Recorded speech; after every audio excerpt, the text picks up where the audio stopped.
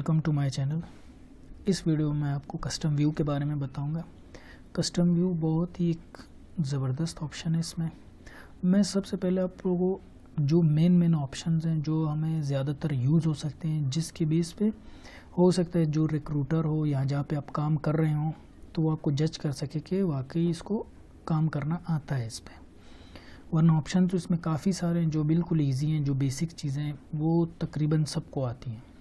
तो बेसिक चीज़ें भी हम देखेंगे कि स्टार्ट में कुछ मेरे पास मैसेजेस आए थे कि हमें कुछ मेन पॉइंट्स स्टार्ट में बता दें, उसके बाद हम बेसिक जो स्टार्ट करना चाहें उस बेसिक्स में ऐड होगा तो आपको इजीली समझ आ जाएगा कि हाँ ये हम बेसिक्स में इस तरह कर रहे थे तो हमने कस्टम व्यू में किस तरह किया था या बाकी ऑप्शन में हमने किस तरह किया था। तो सबसे पहले ये मेरे पास कुछ डेटा है। अब मैं चाहता हूँ कि ये डेटा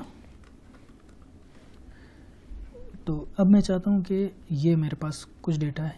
तो मैं चाहता हूँ कि जब मैं अपने मैनेजर के पास जाऊँ तो मैं उससे टोटल प्राइस वाला कॉलम हाइड करके उसको दिखाऊँ, और जब मैं जहाँ से परचेज़ करना है मेरे पास जो भी प्रोडक्ट है उसके पास जाऊँ तो उससे मैं बजट वाला जो हमारे पास रो है इसको मैं हाइड करूँ, ताकि उसको ना पता लगे कि हमारा बजट कितना है और मैनेजर को ना पता लगे हमने टोटल प्राइस कितनी बन रही है इसकी। या फॉर एग्ज़ाम्पल मैं इन दोनों को मैनेजर से हाइड करना चाहता हूँ, क्योंकि मतलब ताकि उसको ये पता ना लगे कि इस पे हम टैक्स कितना है हमारा, तो वो हम इस तरह से एडजस्ट कर सकते हैं। जैसे मैं आपको बता रहा हूँ अभी तो आपको आइडिया हो जाएगा। सबसे पहले हम जाएंगे व्यू में ये हमारे पास एक कस्टम व्यू का ऑप्शन है। तो यहाँ पे हम क्लिक करेंगे, जो व्यू अभी हमें नज़र आ रहा है तो मैं यहाँ से ऐड करके यहाँ पे लिखूँगा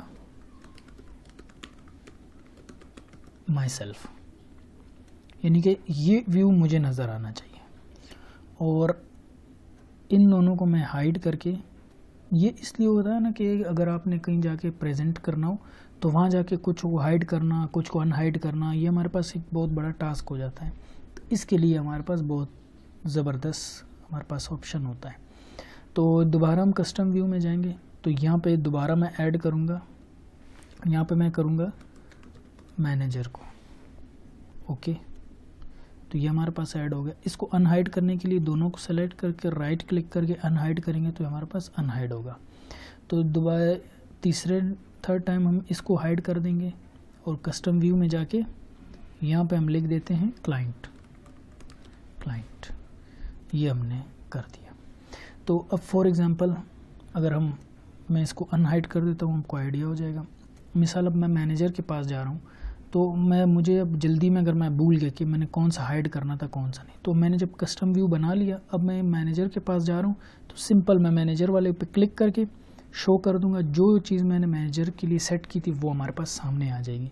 तो हम उसको शो कर सकते हैं ये हमारा परचेज़ प्राइस है और ये बजट है और इसमें हमें टैक्स भी देना पड़ेगा। ये चीज़ें जो एक टर्मिनोलॉजी होती है सिस्टम, उस हिसाब से चेक करना है, ठीक है। और अगर मैंने क्लाइंट को दिखाना है, सिंपल मैं क्लाइंट वाले पे जाके शो कर दूंगा तो क्लाइंट को जो मैंने दिखाना है वो उसको नज़र आ जाएगा कि इतना टोटल प्राइस है। बजट मैं उसको नहीं दिखाना चाहता।